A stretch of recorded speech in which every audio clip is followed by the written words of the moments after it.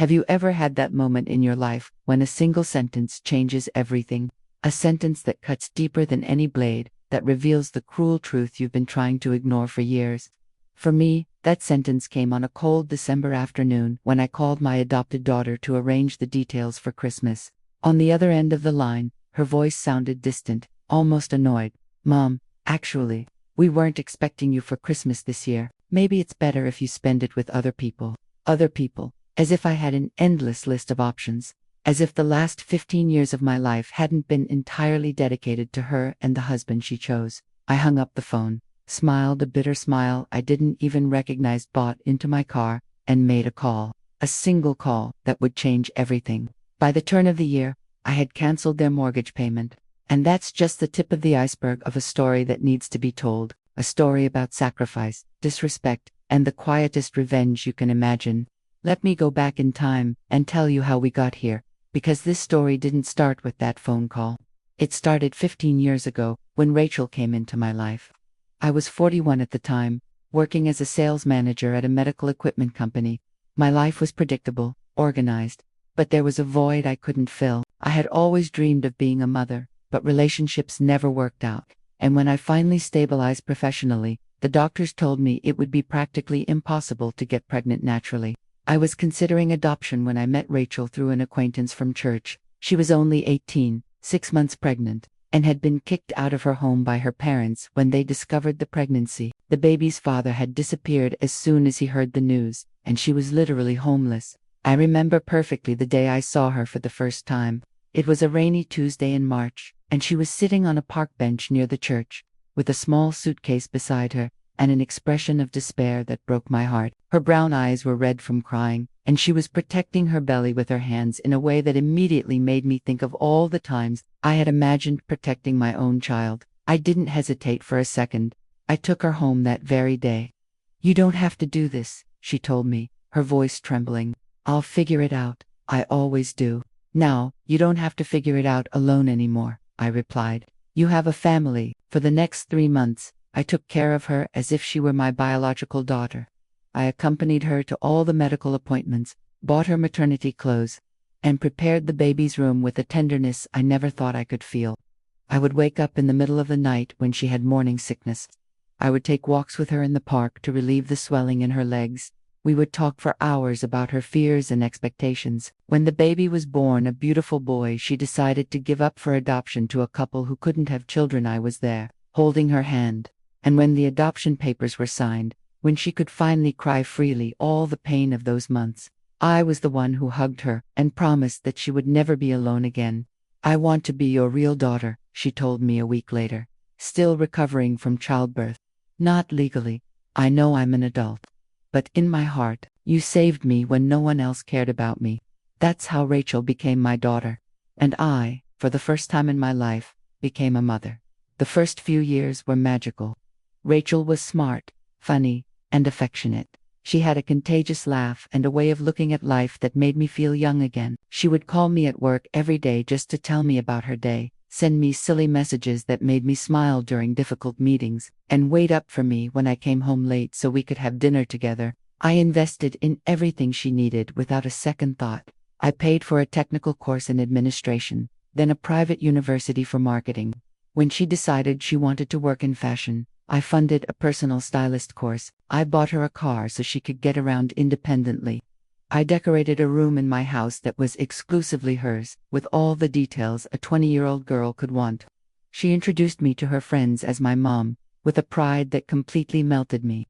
We would go to the mall together on weekends, take trips to the beach during my vacations, and watch romantic movies while eating ice cream on the sofa. It was the family life I had always dreamed of having. When she met David 2 years later, I was genuinely happy for her. He seemed like a good guy, polite, humorous, with plans for the future. He worked as a digital marketing consultant and talked about expanding his own business. Most importantly, he treated Rachel with kindness and respect. "Mom, I think he's the one," she confessed to me one of those nights on the sofa. "He makes me feel special, you know, like I'm worth it." "You were always worth it, my daughter. Now you've found someone who recognizes that." Their wedding was an event I planned with more care than I would have planned my own.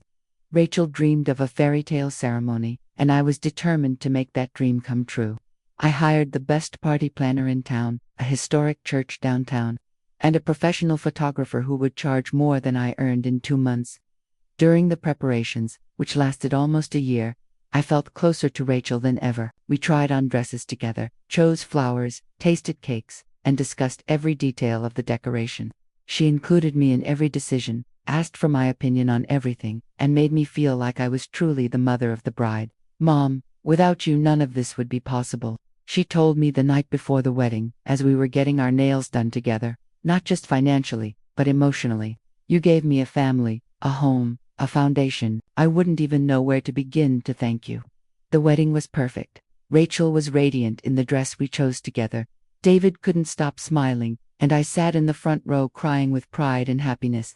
During the ceremony, when the pastor spoke about the unconditional love that binds families, I knew that every penny spent, every hour of planning, every financial sacrifice had been worth it. Their honeymoon was in Cancun, my gift, naturally. While they were away, I prepared a surprise, a down payment for a house. Not just any house, but the dream house Rachel had shown me in a magazine months before. 3 suites, a pool, a barbecue area, a large garden, in a prime area of the city.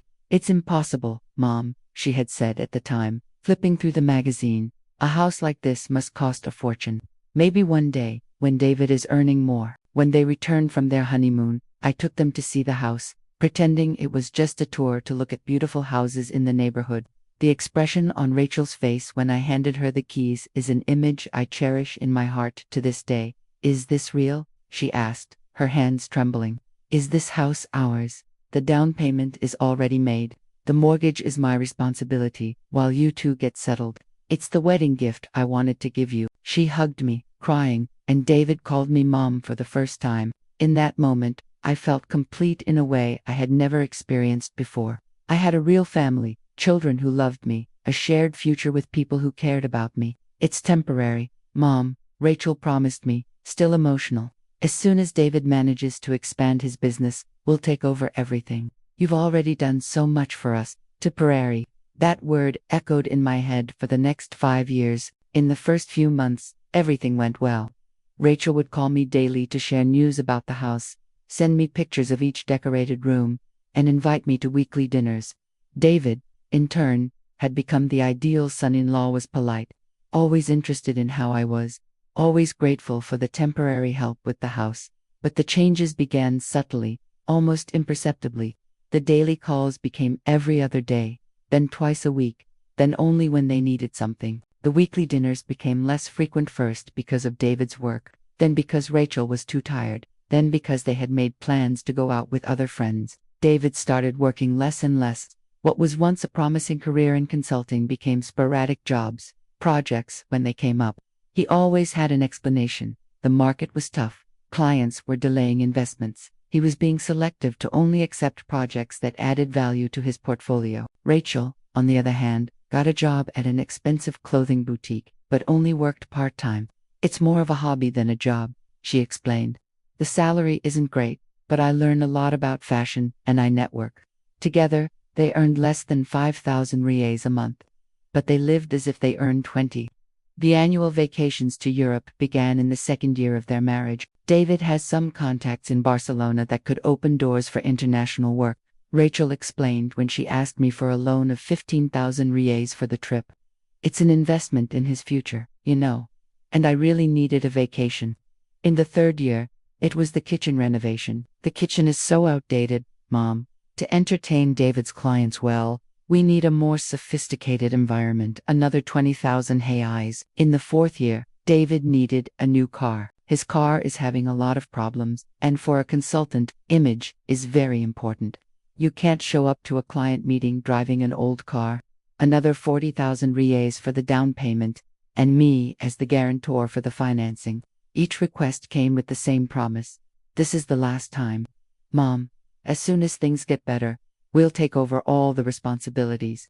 But things never got better. On the contrary, they seemed to be getting more and more used to a standard of living that I financed and they enjoyed. And the worst part, I was becoming invisible in their lives. Visits to the house became awkward. When I arrived unannounced, I realized I had interrupted conversations that stopped mid-sentence, a strange atmosphere in the air, glances exchanged between them. When I let them know I was coming to visit, there was always some excuse to shorten the meeting. David had an important call. Rachel had a headache. They had plans to go out later. I began to realize that my presence bothered them.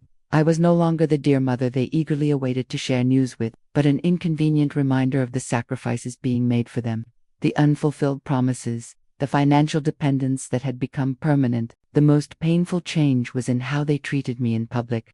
Before, Rachel would proudly introduce me as her mother to anyone new we met. Now, she rarely included me in social events, and when she did, I was just a family friend. I found this out by chance. At a birthday party for a mutual friend from church, an acquaintance asked me, "How is your daughter? I haven't seen her in a while." "Rachel is fine, thank you." Rachel, I thought her name was different. Oh, never mind. It's just that David always refers to her by a nickname when he talks about you too. Later, I found out that David referred to me as the friend who helps us with some things when he spoke to his friends. Rachel never corrected him. The final blow came with Rachel's 33rd birthday.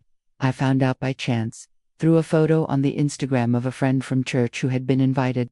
The photo showed a beautiful party in the pool area of the house I was paying for. There were at least 20 people, friends, colleagues from both of their jobs, even some of David's distant relatives who had come from other cities. I recognized several people in the photo, friends I knew, who had been with me and Rachel at other events, people who knew perfectly well that I was her mother.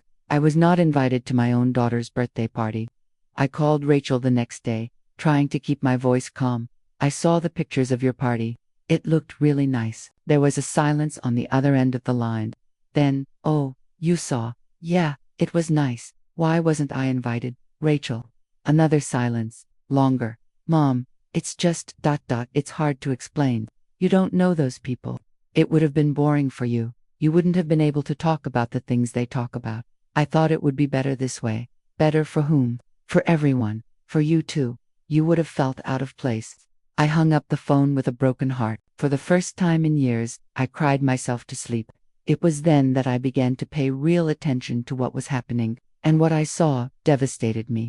Rachel had created an edited version of our relationship to present to others on social media. She constantly posted about gratitude, about achievements, about the blessed life she had. She showed off the beautiful house, the trips, the expensive clothes, David's new car, but she never mentioned where the money that financed it all came from. To her friends and followers, she and David were a young, successful couple who had achieved everything through hard work and determination. The narrative they built was of prosperous entrepreneurs who knew how to live well because they were smart with money. The truth was that David worked at most 20 hours a week, when he felt like it. Rachel worked part-time at a boutique more for pleasure than for need. Together, they earned less than what I spent just on the mortgage for their house, but they lived posting about hard work, deserving it, gratitude for the blessings achieved, and me. I was working 12 hours a day as a sales manager, giving up vacations for 3 years in a row, saving on everything from breakfast to my cell phone plan to maintain the standard of living they considered deserved. I was driving the same car for 6 years because there was no money left over to replace it. I wore the same business clothes for so long that some were already faded. I had canceled my private health insurance to save money, and now I depended on the public health system for any medical consultation. Meanwhile, Rachel posted photos of their annual trip abroad, of her closet full of designer clothes, of the dinners at expensive restaurants they frequented regularly. The last straw came 3 months before that fateful Christmas phone call. My car broke down on a Monday morning. The mechanic said the engine needed to be replaced, a heat of 8,000 reais, almost the value of the car. The same week, my refrigerator broke down and needed to be replaced urgently. I was literally out of money for emergencies. I had spent my last savings on the loan for their vacation in July. My checking account was in the red, and I still had to pay the mortgage at the end of the month. That's when I gathered the courage to do something I should have done years before. I asked to talk to Rachel and David about them taking over at least part of the mortgage. I scheduled a dinner at their house which I was paying for a serious conversation. I cooked their favorite dish, brought a bottle of wine, and tried to create the most welcoming environment possible for a discussion I knew would be difficult. "I need to talk to you about something important," I began, after we had dinner.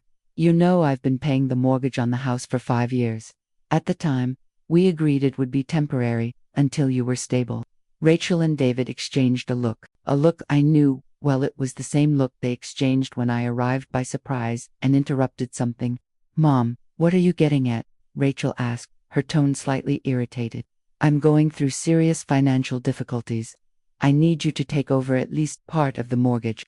I'm not asking you to take it all at once.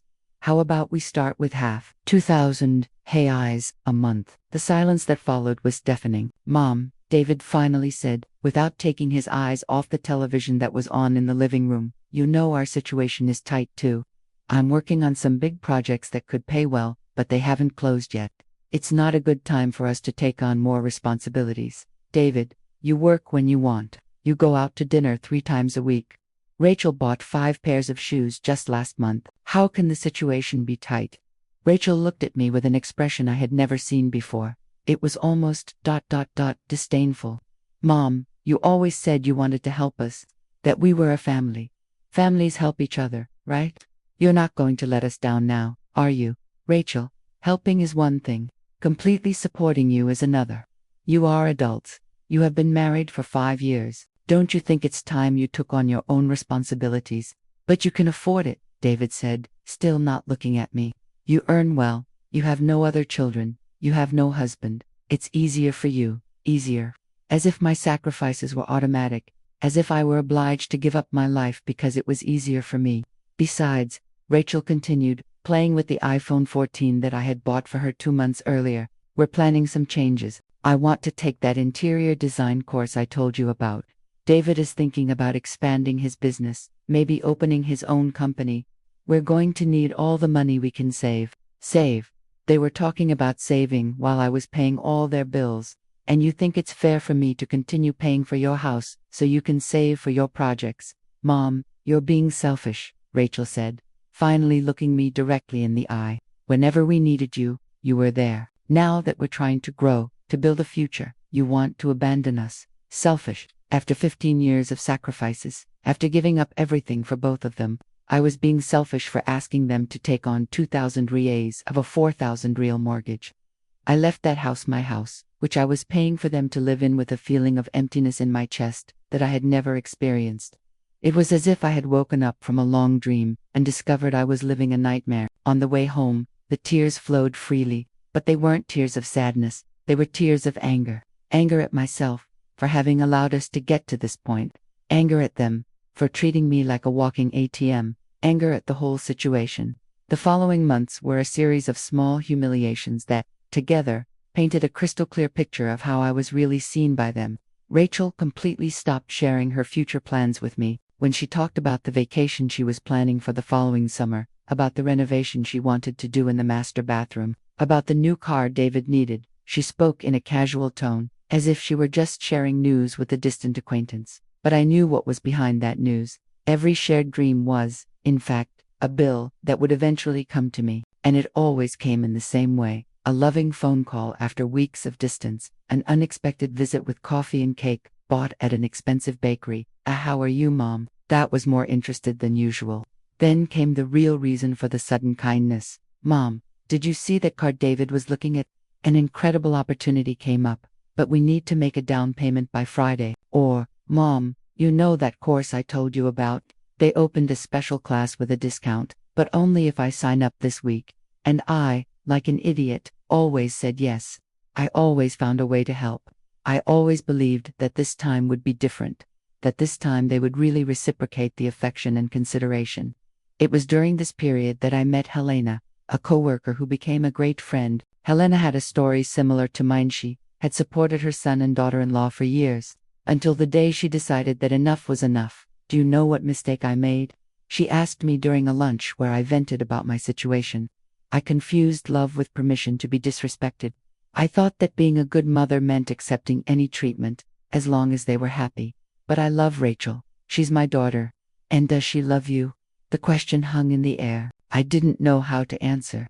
Someone who loves doesn't humiliate. Someone who loves doesn't exclude. Someone who loves doesn't treat a person like a disposable resource. Helena continued. You're confusing emotional manipulation with love. It was Helena who opened my eyes to a pattern I hadn't noticed. Rachel and David only showed affection when they needed something. In the intervals between requests, I was treated with indifference, as if I were a piece of furniture in their lives. Christmas was approaching, and for the first time in 15 years, I was genuinely excited to spend the holidays with them. Perhaps because, unconsciously, I knew that something had to change, and I was betting my last chips on the hope that the Christmas spirit would awaken in them a little of the gratitude and love they seemed to have forgotten. I bought expensive gifts. A Swiss watch for David G that cost 3,000 reais, a Prada bag for Rachel that cost 5,000. I ordered a special dinner from an expensive pastry shop, the kind that makes gourmet food for families who want to impress. I even planned a special surprise. I had set aside 15,000 reais for a family trip to Disney, an old dream of Rachel's that she had mentioned several times over the years. I imagined our Christmas night, them opening the gifts, Rachel crying with emotion at the surprise of the trip, all of us hugging under the tree, reminiscing about the special moments we had shared together. I imagined that we would finally have an honest conversation about everything, that they would recognize the sacrifices I had made, and that we would find a way to move forward as a real family. It was with this spirit, with this naive expectation of reconciliation, that I made that call on December 20th. Hi, my daughter. How are the preparations for Christmas going? What time do you want me to arrive on the 24th? The silence on the other end of the line lasted a few seconds that felt like an eternity. Then, Rachel's voice, hesitant and clearly uncomfortable. Mom, it's just, well, we weren't actually expecting you for Christmas this year. I felt like I had been punched in the stomach. What do you mean? It's just that we're going to spend it with David's parents. They rented a house on the beach for the whole family. It's going to be very intimate, you know. Just his family. And I'm not family. The silence that followed was more revealing than any answer could be. Longer, heavier, loaded with the truth that none of us wanted to admit. Of course you are, Mom, she finally said, but her voice sounded forced, as if she were reciting a memorized text. But it's different, isn't it? They're the in-laws, the siblings-in-law. There's that whole family dynamic of theirs. It's more, how can I explain? It's more natural for David. He feels more at ease. And I make him feel uncomfortable. That's not it, Mom. It's just that, you know how these things are. Blood family has a different kind of intimacy. Maybe it's better if you spend it with other people this year. I'm sure you'll find something nice to do. Other people. The phrase echoed in my head like a cruel echo. What other people? At 56, after dedicating 15 years of my life entirely to them, what other people would I have? I had lost touch with most of my friends because I was always busy with their needs. I had declined invitations, cancelled plans, always prioritized the family I thought I had built. I understand, was all I could say. Because my throat had closed up and I knew that if I said another word, I would start to cry. Mom, don't be upset. We'll see each other on New Year's, okay? Or the following week. We'll plan something nice. Just the three of us. Just the three of us. As if I were a third wheel, they occasionally tolerated out of obligation. I hung up the phone without saying goodbye and sat in my car for 15 minutes, trying to process what had just happened. It wasn't just about Christmas. It was about everything. About years of ignored sacrifice, years of unrequited love, years of allowing myself to be treated as a resource instead of a person. It was about the painful realization that, to the people I loved most in the world, I was inconvenient. My presence embarrassed them, my love suffocated them, my generosity made them feel guilty, so it was easier to keep me at a distance. It was at that moment that everything became crystal clear in my mind. I picked up the phone again and dialed the bank's number. Good afternoon. I would like to cancel the automatic debit for the mortgage account number. I dictated the numbers with a calmness that surprised me.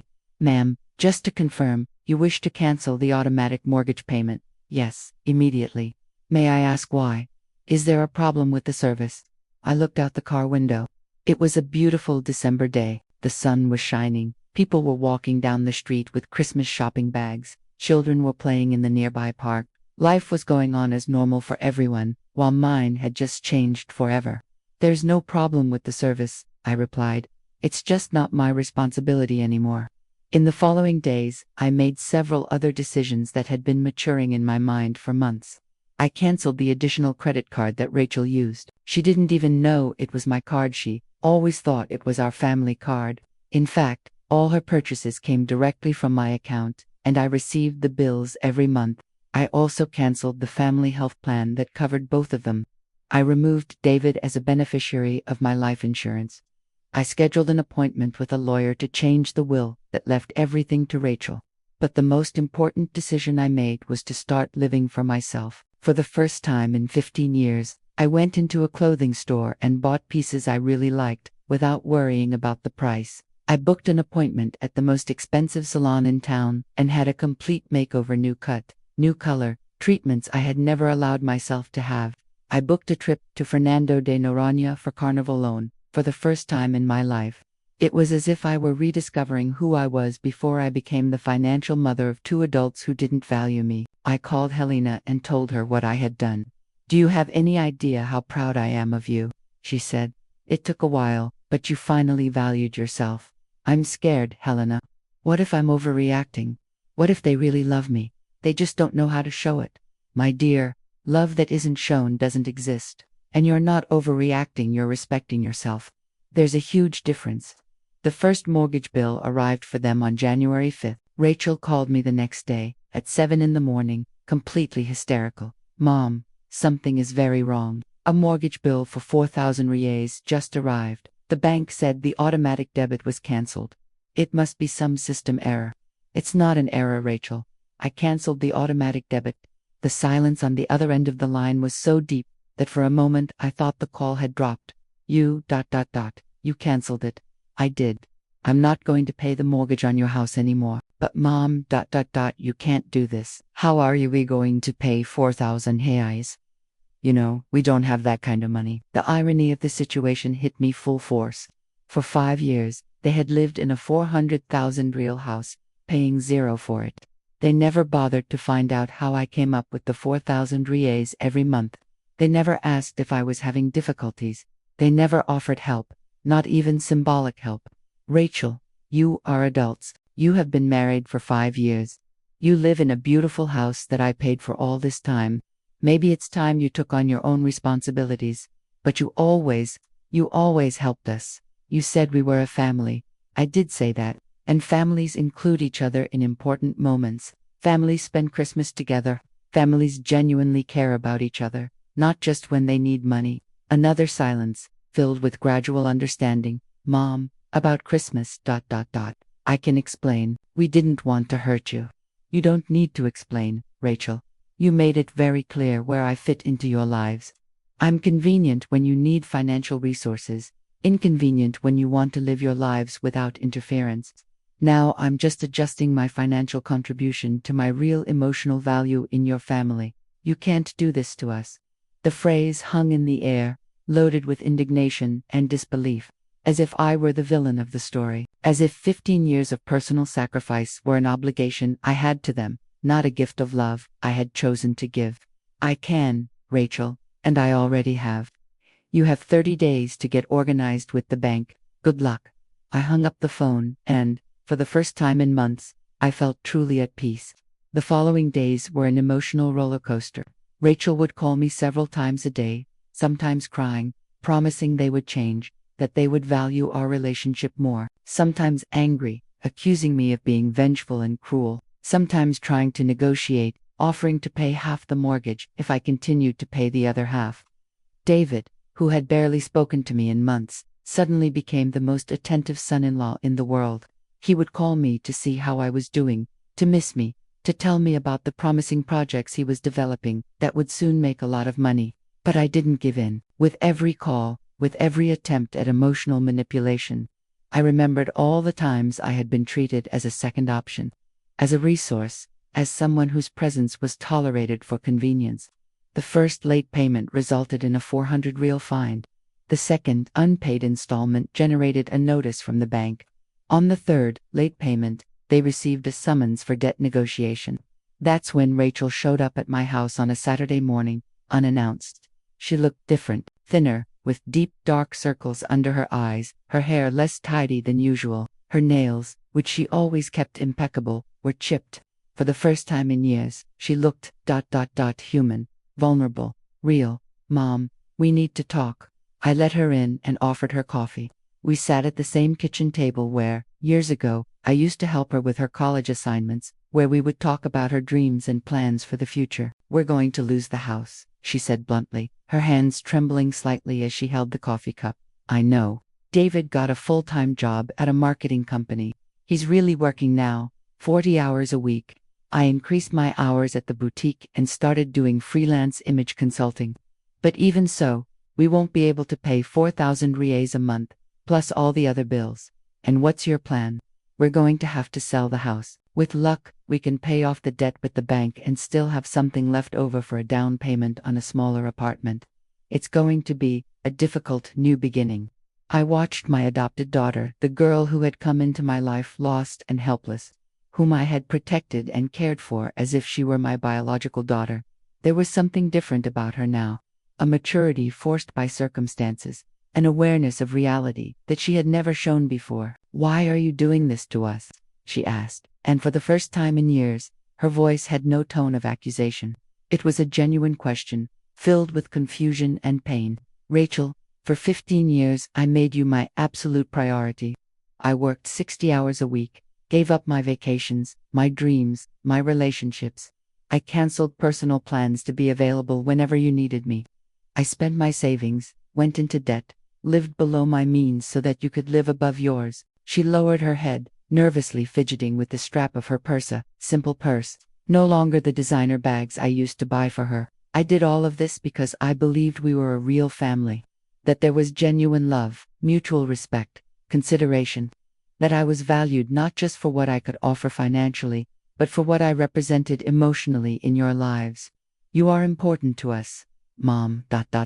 Am I, Rachel? When was the last time you asked me how I was really doing? When was the last time you showed genuine interest in my life, my feelings, my needs? When was the last time you included me in anything without it being to ask for money? The silence was the answer I expected, but it still hurt to hear. You turned me into an ATM with feelings. I existed to finance your lives, but my real presence, my person, my feelings, were inconvenient. You created a version of a family where I was the invisible provider, financially essential, but emotionally disposable. Rachel started to cry. Not the manipulative tears I had seen so many times when she wanted something, but genuine tears of recognition and regret. I didn't realize. I didn't know you felt that way. Double quotes, of course you knew. Rachel, you just chose to ignore my feelings because it was more convenient to keep receiving the benefits without offering emotional reciprocity. But we love you, Mom. I really love you. I know you love me, Rachel, but your love is conditional and self-serving. You love me when it's convenient, when it doesn't interfere with your plans, when you don't have to make sacrifices for me. We were silent for a few minutes. Rachel cried softly. I just watched her. I felt sorry for her, but not the kind of pity that would make me go back on my decision. It was the pity one feels for someone who needs to learn a painful but necessary lesson. What can we do to fix this? She finally asked, wiping her tears with the back of her hand. You can take responsibility for your own lives. You can learn to live within your real means. You can grow as people and as a couple. You can discover what it means to really work for what you want. And you, will you forgive us? Will you be part of our family again? It was the hardest question, because despite everything, I still loved them. Rachel was still my daughter, even if adopted. David was still my son-in-law, even if ungrateful. But love could no longer be accompanied by self-disrespect and excessive self-sacrifice. Rachel, I love you. I always will. But forgiveness doesn't mean going back to the way things were. It means I won't carry anger in my heart. But I also won't allow you to continue treating me like a walking bank with feelings. What would it be like then, if we can show that we've really changed? It would be a relationship between adults, based on mutual respect, reciprocity, genuine consideration. You would have to include me in your lives as a real family, not just when you need something. You would have to show real interest in my life, my feelings, my dreams, and financially. Financially, you are independent adults. I can help occasionally, as any mother does, but within my limits, and only if you show that you have really changed the way you treat me. Rachel was silent for a long time, processing everything I had said. We deserved this, she finally admitted. We treated you badly, we took you for granted, we used you. I understand why you did what you did. I hope you really do understand, Rachel, because this was the hardest decision of my life, but also the most necessary. The following months were a period of profound transformation for all of us. Rachel and David sold the house. After paying off the debt with the bank and the sale fees, they managed to have 40,000 reais left over, enough money for a down payment on a 2-bedroom apartment in a middle-class neighborhood. Nothing luxurious, but suitable for a couple who was finally learning to live within their means. David, forced by real necessity, not only accepted the full-time job, but truly dedicated himself to it. He discovered that when he really tried, he was competent and could grow professionally. In 6 months, he received a promotion and a significant raise. Rachel completely transformed her relationship with work. In addition to increasing her hours at the boutique, she developed her own image consulting and personal shopping business. For the first time in her life, she was earning enough money to contribute significantly to the household expenses. Most importantly, for the first time in years, they were truly building something together, with their own effort, their own sweat, their own achievements. And me, I was rediscovering who I was when I wasn't being the savior mother for everyone.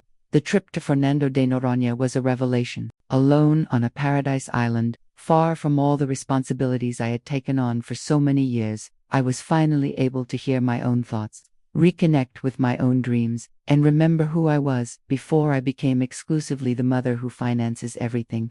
I would walk on the deserted beaches in the morning, dive in the crystal clear waters in the afternoon, and have dinner alone in seaside restaurants watching the sunset. For the first time in decades, my schedule was entirely my own. There were no urgent calls asking for financial help, no crises I had to solve, no one but myself to take care of. It was liberating in a way I hadn't expected. Back from the trip, I started dating. Yes, at 56, I gave myself a chance to meet someone new. Roberto was a 60-year-old retired veterinarian who had gone through similar experiences with adult children who took advantage of his excessive generosity. Our first date, set up through a dating app, lasted 6 hours. We talked at a cafe, then went to dinner, then walked in the park until late at night. It's amazing how easy it is to talk to someone who understands what it's like to set boundaries with people we love. He told me on our second date, Roberto showed me that it was possible to be generous without being exploited, to be loving without being manipulated, to be a family without giving up my own dignity. I went back to school. I had always dreamed of getting a postgraduate degree in psychology, but there was never enough time or money because I was always chasing after the financial needs of others. Now, with the mortgage canceled and the extra expenses eliminated, I had the resources to invest in myself. The first class was exciting in a way I hadn't expected. Being in a classroom again, learning new things, having personal goals that didn't involve solving other people's problems. It was like becoming myself again, after years of being just an extension of someone else's life. I completely redecorated my house. For years, it had been just a place where I slept between exhausting work shifts to support Rachel and David. Now, for the first time, it really felt like mine. I bought new furniture, painted the walls with colors I liked, and created spaces that reflected my personality instead of being neutral to please visitors who rarely showed up. The most significant change was psychological. For the first time in years, I woke up in the morning thinking about what I wanted to do that day, not what others needed from me. I made decisions based on my interests, not on the convenience of others. I spent money on myself without guilt, because I finally understood that I deserved to take care of myself. Rachel and I began to rebuild our relationship, but on a completely different basis. The first attempts at rapprochement came from her. Hesitant phone calls, invitations to lunch, short visits with no ulterior motives. She was clearly learning to relate to me as a person, not as a source of resources. "Mom, how was your week?" she asked me at one of those lunches. And for the first time in years, I realized it was a genuine question. She really wanted to know. She wasn't just being polite before making a request. Our conversations became deeper, more authentic. Rachel began to tell me about the real challenges of adult life, how hard it was to wake up early every day for work, how she and David were learning to manage the household budget, how rewarding but scary it was to be truly independent. "I never realized how much you worked to maintain our life," she confessed to me during one of those meetings. "I thought money just appeared from somewhere, that you had infinite resources and that it was natural for you to spend on us." And now I understand that every real you spent on us was a real you didn't spend on yourself.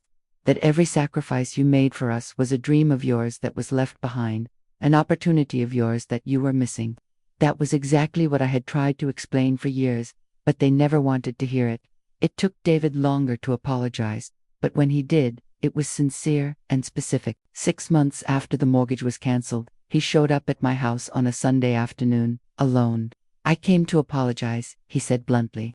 "Not just for the way I treated you, but for being complicit in Rachel's attitude. I knew you were sacrificing for us, and I not only allowed it to continue, but I actively took advantage of the situation." "Why do you think you did that, David?" "Because it was convenient, because it allowed me to live a life I couldn't afford, to be a person I wasn't really. It was easier to accept your generosity and ignore the emotional cost it had for you than to grow up and take responsibility. It was the most honest conversation we had had in years. I took advantage of your love for Rachel to get things I didn't deserve and couldn't afford," he continued. "I knew you would do anything for her, so I used that to my advantage. It was cowardly and wrong, and now I'm learning to be a real man, to work for what I want, to value what I have, to treat people with the respect they deserve, especially you, who did so much for us." A year after that phone call that changed everything, Rachel called me at the beginning of December. Her voice sounded different, more mature, warmer, without the artificiality that had become so common in recent years. "Mom, would you like to spend Christmas with us? We're going to do something simple at the apartment, nothing too elaborate, but it would be very special to have you with us." The difference in tone, in approach, in the question itself, was striking. It was no longer a favor they were doing me by including me. It was a genuine invitation, filled with real affection. "I would love to," I replied. Christmas was simple, but it was the most special we had had in years. The 2-bedroom apartment was modest compared to the old house, but it was decorated with taste and care. Rachel had learned to cook out of necessity at first, but she discovered she enjoyed it. David had set up a small tree they had bought on a clearance sale the previous year, but the external simplicity contrasted with the emotional richness of the moment. For the first time in years, I was there not as the financial provider, but as a real family. The conversations flowed naturally, the laughter was spontaneous, the hugs were warm with no ulterior motives. Rachel gave me a gift she had made herself, a photo album with our special moments over the 15 years. Each page accompanied by a handwritten letter where she described what that moment meant to her and how grateful she was to have met me. "It took me a while to realize," she wrote on the last page, "but you didn't just save me when I was young and lost. You saved me again when you had the courage to force me to grow up, to become independent, to truly value what family means." David gave me something equally touching, a framed certificate from a financial management course he had completed. "So that I never again depend on anyone's generosity to live the life I want," was written on the back. But the most significant gift was intangible. For the first time in years, we spent the entire Christmas talking about our lives in a balanced way. They asked me about my postgraduate course, about Roberto, about my travel plans for the following year. I asked about their work, about their plans for the apartment, about how their life as an independent, married couple was going. This is what I had always wanted, a real family relationship, based on genuine mutual interest, not just financial need on one side and guilty obligation on the other. Today, 2 years after that decision that changed everything, I can say with absolute certainty that canceling the mortgage was the best thing I ever did, not just for me, but for all of us. Rachel and David are completely different people. More mature, more grateful, more aware of the real value of things and relationships. They work hard, pay their bills on time, make realistic plans based on their real income, and for the first time, they have genuine pride in their own achievements. The small apartment they bought has become a real home, not just an expensive place to impress others. They cook together, take care of the house together, and plan for the future with their feet on the ground. David was promoted again at work, and now earns a salary that allows them to live comfortably without external help. Rachel has expanded her consulting business and has a loyal clientele that pays well for her services. Most importantly, they have discovered that the satisfaction of achieving something through their own effort is infinitely greater than the temporary gratification of getting something without deserving it. And me. I finally understood one of the most important lessons of my life. True love sometimes requires extremely difficult decisions. Being a good mother doesn't mean sacrificing everything indefinitely, but rather giving your children the tools to be independent, responsible, and capable of valuing what they receive. The freedom I have gained is indescribable. The freedom to choose where to spend my money, how to use my time, with whom to spend my holidays. The freedom to say no without paralyzing guilt. To say yes of my own free will, not out of obligation or emotional manipulation. Roberto and I are planning to get married next year. He has taught me that it is possible to build a relationship based on real reciprocity, where both people give and receive in a balanced way, where love is shown through consistent actions, not just beautiful words in times of need. The postgraduate degree in psychology is giving me the tools to understand not only my own journey, but to help other people who go through similar situations. I am considering specializing in family therapy, focusing specifically on codependency dynamics and setting healthy boundaries. I will never again be the mother who works exhaustively to support others without being genuinely valued. I will never again allow my generosity to be confused with obligation, my love with weakness, my availability with an acquired right. I have learned that true families are not built only with money or unilateral sacrifice. They are built with mutual respect, emotional reciprocity, genuine consideration, and love that is demonstrated through consistent actions, not just in moments of convenience. And when these fundamental elements are not present, sometimes the most loving way to save them is through a radical change that forces all involved to reevaluate their values and priorities. The silent revenge became the most transformative and liberating new beginning of my life, and I do not regret a single decision I made, because they all brought me to where I am today, finally living an authentic life, surrounded by people who truly value me, building relationships based on reciprocity and mutual respect. Did this story move you? Have you ever found yourself in a situation where your generosity was systematically interpreted as an obligation? Where people you loved deeply began to treat you as a financial resource instead of a real family? How would you react if you were repeatedly disrespected in this way by someone for whom you have sacrificed so much? Would you have the courage to make a decision as radical and definitive as mine, even knowing that you could temporarily lose the most important people in your life? Leave your comment below. Share your own experience. Share your sincere opinion. Vent if you need to. Because stories like this remind us of a fundamental truth. Sometimes, to save the relationships that really matter, we need to have the courage to temporarily lose them. And if this story touched your heart in any way, share it with someone who needs to hear that it is completely right to set healthy boundaries, even especially with people we love deeply. Always remember, you teach people how to treat you by the way you allow yourself to be treated. And it is never, ever too late to start valuing yourself and demanding the respect you deserve as a human being.